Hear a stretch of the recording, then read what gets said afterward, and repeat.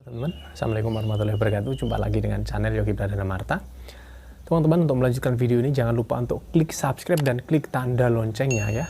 Klik subscribe, kemudian klik tanda loncengnya ada di sebelahnya tulisan subscribe supaya teman-teman menjadi orang yang pertama mendapatkan notifikasi, mendapatkan pemberitahuan ketika channel ini mengupload video, dan supaya teman-teman bisa mengikuti untuk live streaming. Di situ kita biasanya tanya jawab seputar GERD, seputar anxiety, seputar asam lambung, psikosomatis, dan sebagainya, kayak gitu ya. Nah, teman-teman, di video kali ini saya akan membahas sedikit tentang sesak napas ataupun serasa nafas tidak plong, nafas serasa tidak enak, dada serasa berat, dan sebagainya akibat dari naiknya asam lambung ke daerah kerongkongan, tenggorokan, kayak gitu ya. Apa yang harus kita lakukan kayak gitu? Karena ini sudah menjadi suatu momok yang sangat besar ya ketika teman-teman mengalami yang namanya sesak napas. Karena tentunya sesak napas ini dapat menimbulkan anxiety ya. Sesak napas ini dapat menimbulkan kecemasan yang berlebihan kepada diri teman-teman semuanya. Dan tentunya ketika kecemasan ini muncul justru akan menaikkan lagi asam lambung yang ada di lambung kita kayak gitu. Nah, oke, teman-teman. Yang harus kita lakukan, yang perlu kita ketahui dulu ya, kenapa kita merasa dadanya berat, nafasnya agak plong, gak enak, seperti orang tenggelam. Pokoknya intinya kita terganggu di pernafasan kayak gitu ya. Perlu kita ketahui bahwa itu adalah sebenarnya asam lambung sedang naik, teman-teman. Ada faktor-faktor penyebab kenapa asam lambung bisa naik kayak gitu. Apalagi saat ini kondisinya sedang puasa Ramadan kayak gitu ya. Nah, tentunya kita harus benar-benar menjaga pola makan kita, teman-teman, ketika dalam kondisi puasa Ramadan seperti ini. Jadi kita harus benar-benar menjaga pola makan kita.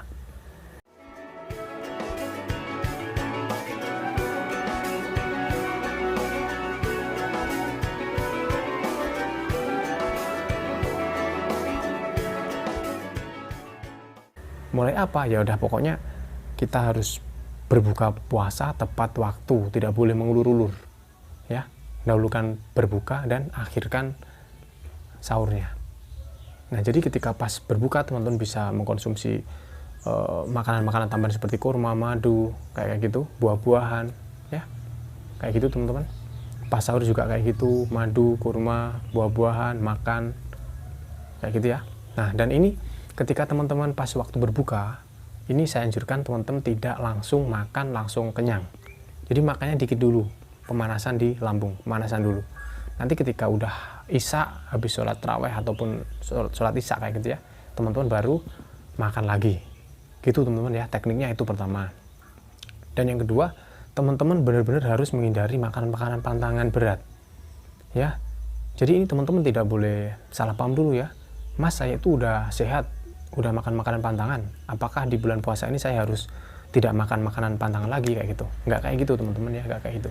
Jadi yang saya maksud di sini, meskipun teman-teman udah sembuh, teman-teman udah sehat, ataupun dalam masa proses penyembuhan kayak gitu ya, itu ada beberapa hal yang perlu teman-teman ketahui tentang makanan-makanan pantangan berat.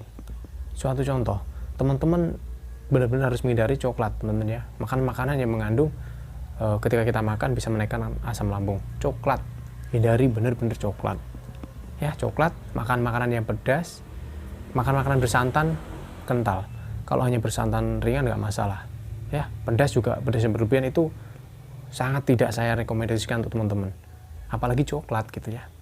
Nah, ketika teman-teman melibas makanan-makanan itu ya, makanan-makanan yang saya sebutkan sebagai makanan pantangan berat, maka teman-teman akan mengalami yang namanya dada nggak nyaman, napas nggak nyaman, seperti di area leher, di area tenggorokan itu seperti orang kecekik, seperti orang nafasnya nggak plong, seperti orang tenggelam, dan sebagainya. Itu faktornya adalah faktor makanan yang pertama ya, dari faktor makanan. Jadi harus benar-benar dihindari. Kalau teman-teman udah sehat, bebas, asalkan tetap dalam porsi yang wajar. Makan coklat pun juga boleh sebenarnya, tapi hanya asal mencicipi, hanya asal merasakan, nggak boleh terlalu banyak meskipun udah sembuh. Kalau udah sembuh, anxiety udah hilang, makan coklat kemudian muncul seperti itu, gampang aja, teman-teman. Oh, ini asam lambung saya naik, ya gitu kan. Nah, sekarang ke solusinya. Ketika itu udah terjadi, pas bulan puasa, teman-teman salah makan kayak gitu ya, teman-teman salah makan, Meskipun teman-teman juga ada yang sebagian nggak berpuasa kayak gitu. Jadi ketika udah terjadi seperti itu, nafas nggak plong, kemudian kayak orang nggak enak banget di daerah dada gini, berat, nafas serasa berat, kemudian juga seperti orang kayak mau tenggelam kayak gitu ya, kayak les kayak mau pingsan dan sebagainya. Kalau udah terjadi seperti itu teman, yang pertama harus teman-teman lakukan adalah satu, diingat, tidak boleh panik. Itu dulu kuncinya teman-teman ya. Tidak usah panik, tidak usah takut teman-teman. Saya tuh udah berkali-kali mengalami itu dulu ya. Bahkan udah sembuh pun saya pernah mengalami itu karena saya salah makan, pedas banget kala itu. Nah, jadi pertama kali itu, nggak usah panik, tidak usah cemas, boleh takut. Ya siapa sih yang nggak takut kan ketika nafas seperti nggak enak kayak gitu, pasti itu akan menimbulkan anxiety, itu pasti. Tapi perlu diketahui bahwa teman-teman udah pernah cek rongsen, EKG jantung, normal semuanya. Perlu diketahui aja itu asam lambung yang naik karena saya salah makan, gitu doang. Berarti besok aku nggak boleh makan makanan itu lagi sementara, gitu kan. Jadi sementara itu teman-teman tidak boleh panik, takut boleh tapi sewajarnya aja, sewajarnya. Perlu dipahami dulu, oh ini dari asam lambung, saya sedang naik. Jangan panik, tetap fokus, santai aja, relax. Biasa aja, biasa. Dan yang kedua, teman-teman harus siapkan air ya, air biasa aja lah. Ya, air biasa, air biasa, pokoknya air putih biasa ya, air biasa, air mineral.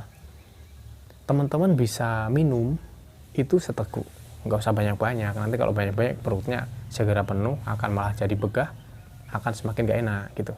Jadi teman-teman harus minum seteguk kayak gitu teman-teman. Tetap dengan mengatur pola ritme pernapasan gini. Nah, bisa digunakan pernapasan diafragma ataupun pernapasan perut, gitu kan? Gitu ya. Dan minum air seteguk. Nah, biasanya momok sesak napas ini nanti akan sampai berlanjut ke ketika kita tidur. Kita tidur itu kan posisi terlentang, akan terasa geledek gitu di sini, di sekitar jantung. Itu sebenarnya bukan jantung, tapi gas yang menekan. Gitu. Jadi tidak usah panik, meskipun udah posisi tidur, tetap sediakan air. Jadi ketika kerasa kayak dadanya gak enak, kayak napasnya itu kayak gak enak gitu kan, ambil air, minum. Seteguk aja, nggak usah banyak-banyak. Seteguk aja. Gitu teman-teman, dan lakukan pernapasan diafragma. Berarti kita posisi duduk juga harus nyender seperti ini, duduk, tidak boleh terlentang. Kalau udah kayak gitu seperti itu teman-teman ya. Dan tentunya untuk sesak napas ini teman-teman ya, itu sebenarnya ada dua teman-teman, ada dua. Yang pertama karena anxiety, yang kedua ya, yang pertama anxiety, yang kedua adalah karena memang dari asam lambung itu sendiri. Gitu teman-teman ya. Kalau dari asam lambung itu biasanya pemicunya ya, itu adalah dari makanan yang memicu asam lambung kita naik karena produksinya meningkat. Yang kedua karena anxiety. Orang takut, orang cemas itu pola ritme jantungnya akan meningkat, ritme pernapasannya akan seperti sesak. Gitu. Jadi kenapa pertama kali saya sarankan teman-teman supaya tidak panik gitu.